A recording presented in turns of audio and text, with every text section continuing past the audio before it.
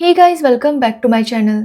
तो आज के इस वीडियो में मैं आपको एक्सप्लेन करने वाली हूँ 2026 में आई मूवी धुरंधर द रिवेंज।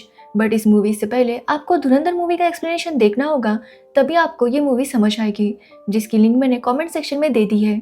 तो चलिए without wasting time Dhurandhar the revenge movie का एक्सप्लेनेशन स्टार्ट करते हैं। मूवी की स्टार्ट में हमें हमजा यानी जसप्रीत की बैक स्टोरी दिखाई जाती है। जसप्रीत जो कि पंजाब के एक छोटे गांव से है और अपने माता पिता और दो बहनों के साथ रहता है।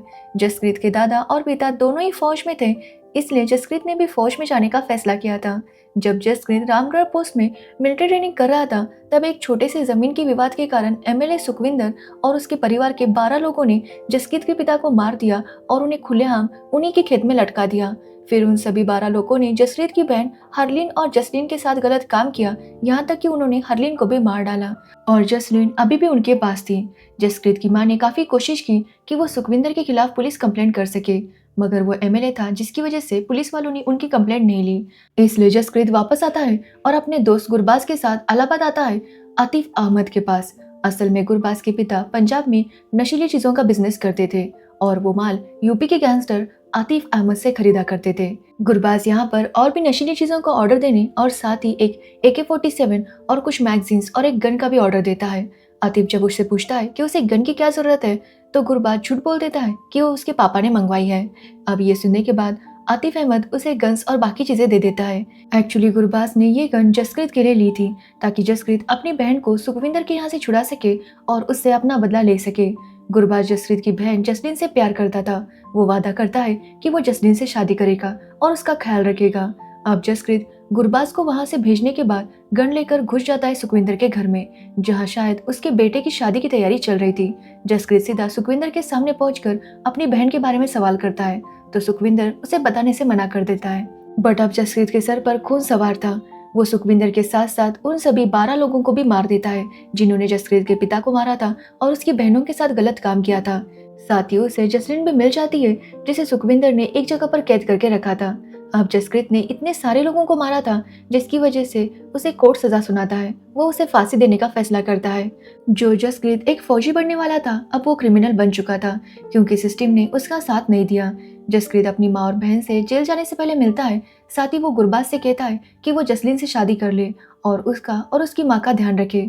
गुरबाज भी जसप्रीत से वादा करता है कि वो जसप्रीत की माँ और बहन दोनों का ख्याल रखेगा, जिसके बाद जसप्रीत जेल चला जाता है। अब साल 2002 में जब जसप्रीत को एक जेल से दूसरे जेल ट्रांसफर किया जा रहा था, तो कुछ लोग हमला करते हैं और जसप्रीत को किडनैप कर लेते हैं। और ये काम किसी और का नहीं बल्कि अजय सान्याल का था।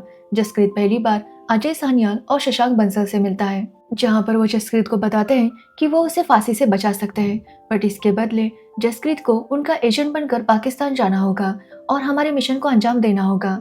अब जसप्रीत के पास एक मौका था जहाँ पर वो देश के लिए कुछ कर सकता था, क्योंकि उसके पापा और उसके दादाजी दोनों फौज में थे, इसलिए जसप्रीत के अंदर एक देशभक्ति थी। इसलिए वो इसके लिए मान जाता है, क्योंकि वो तो वैसे भी मरने वाला था, बट अगर उसकी जान देश को बचाने में चाहती है तो ये उसके लिए अच्छी बात होगी, इसलिए जसप्रीत इसके लिए हाँ कर देता है। साथ ही अजय सान्याल ने उसे वादा किया था कि वो उसकी माँ और बहन दोनों का काफी अच्छे से ध्यान रखेंगे।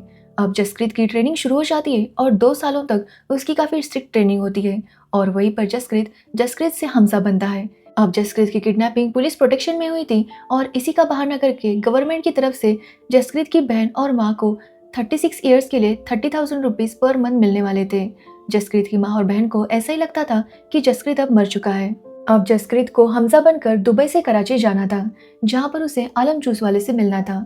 अजय जसप्रीत को बताता है कि वहाँ पर उनका एक और एजेंट है जो कभी जसप्रीत से नहीं मिलेगा, बट वो हमेशा उसकी मदद करता रहेगा। अब ये एजेंट कौन है, इसके बारे में हमें आगे पता चल जाएगा। इसी के साथ कहानी प्रेजेंट में आती है, यानी कि 2009 में, जहां हमजा ये सारी बातें आलम को बता रहा था। जैसे कि हम जानते हैं कि हमजा ने रहमान डकैत को मार दिया था और नाम असलम का दुनिया के सामने आ रहा था। उसका भाई उजैर असलम से बदला लेने के लिए बेताब था, मगर लिहारी में रहमान डकैत की मौत के बाद कई छोटे छोटे गैंग एक्टिव हो गए थे, जिनमें सबसे बड़ा नाम था अरशद पप्पू का। रहमान की मौत के बाद अब लिहारी में अरशद पप्पू का राज होने वाला था। इसी बीच उजैर के सामने हमजा अरशद पप्पू के एक खास रिजवान को लेकर आता है। रिजवान भी हमजा की तरह ही एक हिंदुस्तानी एजेंट है, जो कि अरशद पप्पू के गैंग में था। रिजवान उजैर को बताता है कि असलम के साथ साथ रहमान की मौत में अरशद पप्पू का भी हाथ है। अब ये बात सुनते ही उज़ैर और हमजा पूरी लियारी को आग के हवाले कर देते हैं। अरशद पप्पू और रहमान की गैंग के बीच शूटआउट होने लगता है और उनके बीच बमबारी आम बात हो गई थी। असलम ये सब देखते हुए शांत था, तो वही अरशद पप्पू छिपा हुआ था और हमजा चाहता था कि वो बाहर आ जाए। अब यहाँ पर हमजा का ससुर जमाली काम आता है। वो अरशद पप्पू को कॉल करके बताता है कि हमजा ने जैसे तुम्हारे साथ धोखा किया है वैसे ही मेरे साथ भी धोखा किया है। वो अभी भी रहमान का ही सगा है, इसलिए वो उससे कहता है कि तुम चिंता मत करो, वो उसे एक ऐसी जगह पर भेज देगा जहाँ पर उसका कोई भी कुछ भी बिगाड़ नहीं पाएगा। अब अरशद पप्पू भी उसकी बात मान लेता है और उस जगह पर पहुंच जाता है जहाँ पर हमजा और उज़ैर उसी का इंतजार कर रहे थे। अब जैसे ही वो वहाँ पर आ जाता है, वो दोनों उसे मार देते हैं। अरशद पप्पू को वो सबके सामने मारते हैं, जिसके बाद उज़ैर अरशद पप्पू के सर से फुटबॉल खेलता है ताकि वो सबको बता सके कि उसने किस तरह से अपनी भाई की मौत का बदला लिया है। बट अब उसे असलम को भी मारना था, बट जब तक असलम के सर पर बड़े साहब का हाथ है तब तक उसे कोई छू भी नहीं सकता था। अब असलम डिसाइड करता है कि वो उज़ैर को अरेस्ट करेगा और जेल में उसे मार देगा, जिसके बाद सबको बताएगा कि उसकी मौत एक्सीडेंट में हुई थी। अब ये बात जमाली और इकबाल दोनों को पता थी। जमाली ये बात हमजा को बताता है तो हमजा तुरंत उज़ैर को दुबई भेज देता है। एक्चुअली हमजा ने ऐसा इसलिए किया था क्योंकि वो जानता था कि जैसे ही उज़ैर यहाँ से चला जाएगा, हमजा ही रहमान डकैत की गद्दी पर बैठ जाएगा। और जैसा उसने सोचा था वैसा ही होता है, क्योंकि हमजा उज़ैर की खबर दुबई में पुलिस को दे देता है और पुलिस वाले उज़ैर को अरेस्ट कर लेते हैं और हमजा यहाँ पर रहमान डकैत की गद्दी पर बैठ जाता है और अब वो लिहारी का बादशाह बन चुका था। अब हमजा ने अपना ये मकसद तो पूरा कर लिया था। हमजा अपने रिश्ते इकबाल और शिरानी के साथ और ज़्यादा स्ट्रॉन्ग कर लेता है। साथ ही हमजा जमाली से कहता है कि अब समय आ चुका है कि वो अपनी पार्टी बदले। वो जमाली से कहता है कि वो नवाब शफीक की पार्टी ज्वाइन करे, जो कि जरवारी की अपोजिट पार्टी है।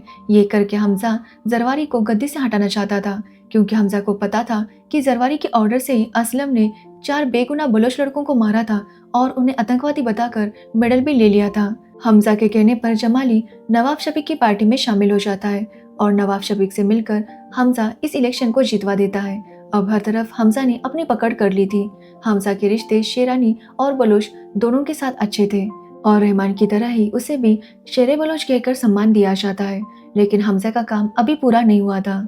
इस तरह से साल 2014 आ जाता है, जब भारत में नरेंद्र मोदी पीएम बनते हैं और एकदम से सारी हवा ही बदल चुकी थी। इस दौरान हमें इकबाल के पिता को दिखाया जाता है, जिसने 1971 की जंग लड़ी थी और तब बांग्लादेश और पाकिस्तान अलग हुए थे। इकबाल के पिता ने तब बांग्लादेशी औरतों के साथ गलत काम किया था, लेकिन इकबाल के रहते हुए अब भारत में नरेंद्र मोदी की सरकार आ चुकी थी। मतलब जो चीजें ये लोग आराम से कर रहे थे, अब वो उतने आराम से कर नहीं पाएंगे, मतलब बॉम्ब ब्लास्ट और अटैक वगैरह। इकबाल के पापा हमेशा उसे ताने देते रहते हैं, जिसे इकबाल इग्नोर करता है। अब इस दौरान इकबाल को बड़े साहब का कॉल आता है, जो कि हमजा से मिलना चाहते थे। इकबाल, जमाली और हमजा बड़े साहब से मिलने चाहते हैं, जो कि एक पावरफुल और बहुत ही बड़ा आदमी था, लेकिन पिछले कई सालों से वो बीमार था। अब यहाँ पर हमजा को पता चलता है कि बड़े साहब कोई और नहीं बल्कि दाऊद इब्राहिम है। दाऊद जैसा अंडरवर्ल्ड डॉन इस सब में शामिल है, ये देखकर हमजा दंग रह जाता है। दाऊद और इकबाल इंडिया को अंदर से खोखला करने के लिए उन्होंने आईएएस रखा है। दाऊद असल में पंजाब में नशीली चीजें बेचता है और वहाँ से जो भी पैसे आते हैं उससे इकबाल और बाकी लोग हथियार खरीदते हैं और फिर वो हिंदुस्तानियों पर ही हमला करते हैं। इस बार फिर से पंजाब के कुछ लोग यहाँ पर वो नशीली चीजें खरीदने आने वाले थे और हमजा को उनकी देखरेख करनी थी। साथ ही दाऊद जावेद खनानी को ऑर्डर देता है कि वो जल्दी से 60,000 करोड़ फेक करेंसी तैयार करे, जिससे वो इंडिया में भेज सके और इंडिया को फाइनेंशियल तौर पर चोट पहुंचा सके। अब हमजा ना चाहते हुए भी एयरपोर्ट पर पंजाब से आए हुए उन लोगों को लेने जाता है। उन लोगों में एक गुरबाज भी था। ये देख हमजा काफी दंग रह जाता है, क्योंकि जो गुरबाज उसका कभी दोस्त था और उसकी बहन का पति है, वो गुरबाज आज उसके सामने अपने देश का दुश्मन बनकर खड़ा था। अब वो अति फेमस से नहीं बल्कि डायरेक्ट पाकिस्तान से ड्रग खरीद कर पंजाब में बेचता था।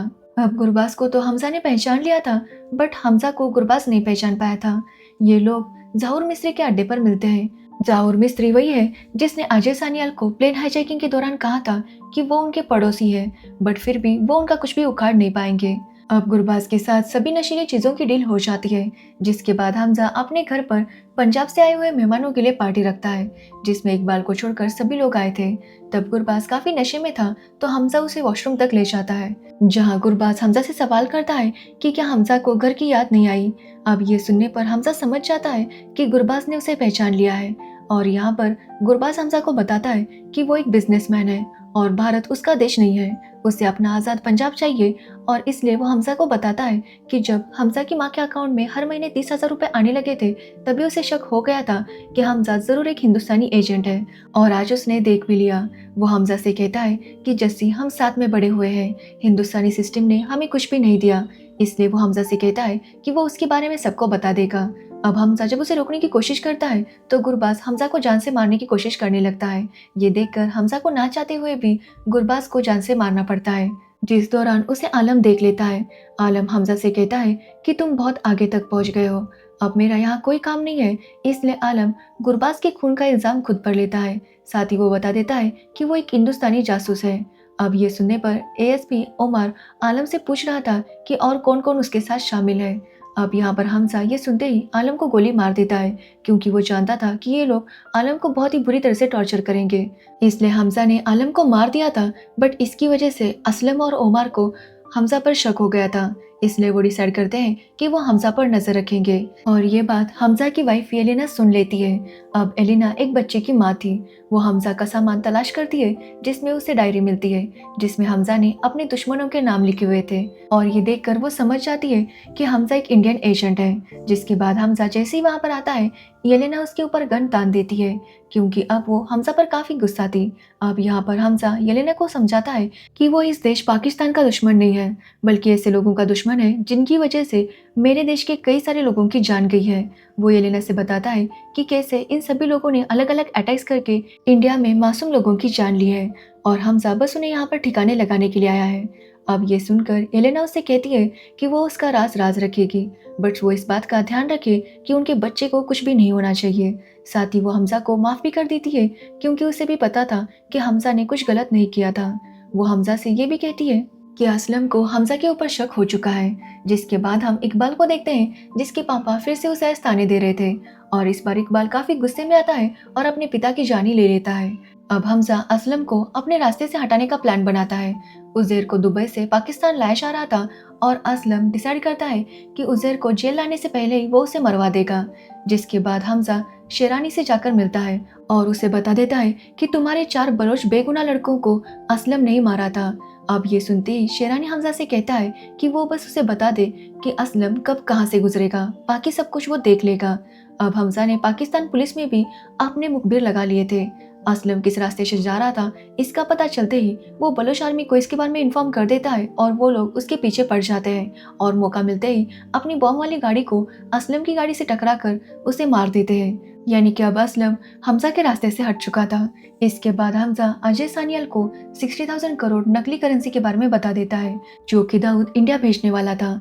अब ये खबर अजय तुरंत पीएम को बताता है, जिसके बाद इंडिया में 500 और 1000 की नोट को बंद किया जाता है, जिस खबर से हर तरफ अफरा तफरी मच जाती है। आतिफ अहमद भी हिल गया था और उसे समझ नहीं आ रहा था कि वो क्या करे। एक्चुअली आतिफ अहमद भी यूपी में इकबाल के कहने पर ही क्राइम और ड्रग्स वगैरह सप्लाई किया करता था। इस खबर से जावेद खनानी भी पूरी तरह से बौखला गया था। इस दौरान अजय सानियाल हमजा से कहता है कि वो उसे फ्री हैंड देता है, जितने लोगों को मार सको उतनों को मार दो, हमारे बाकी एजेंट्स भी इसी काम में लगे हैं। जिसके बाद पाकिस्तान में कई सारे आतंकवादियों को सरेआम गोली मारी जाती है और उनकी मौत हो जाती है। हमजा भी कई सारे लोगों को मौत के घाट उतार देता है, जिसमें जावेद खनानी और जहूर मिस्त्री भी थे।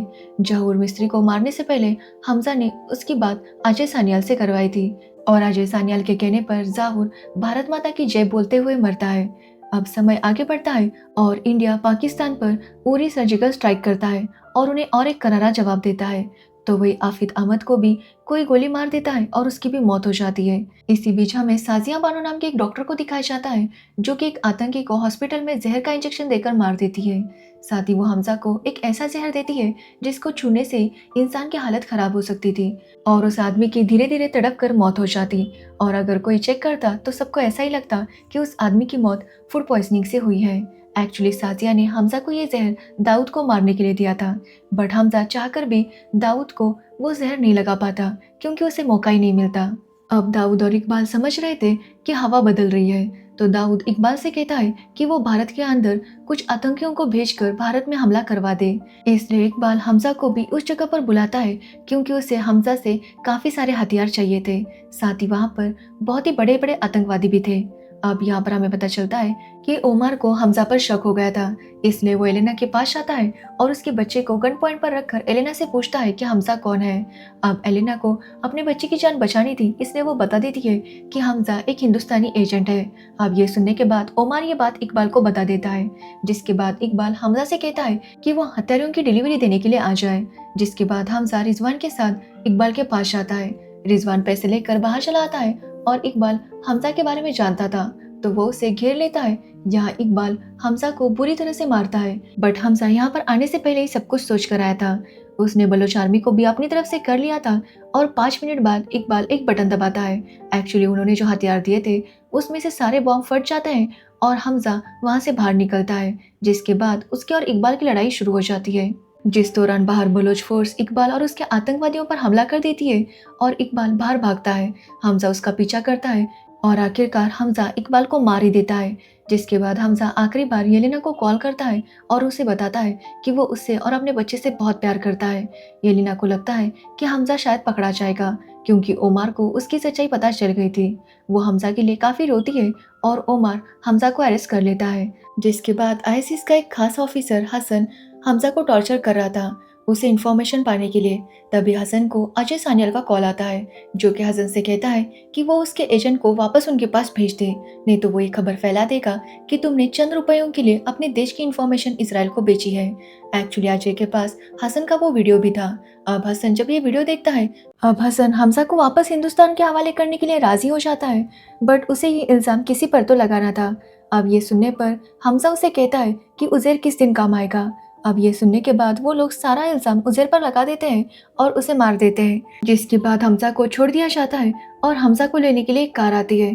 अब हमजा जब उस कार में बैठता है तो उसमें था जमाली, जिसे देखकर वो काफ़ी शौक था। और यहाँ पर हमें पता चलता है कि जमाली वो एजेंट था जो 45 ईयर्स से पाकिस्तान में रह रहा था और इंडिया को सारी इन्फॉर्मेशन दे रहा था।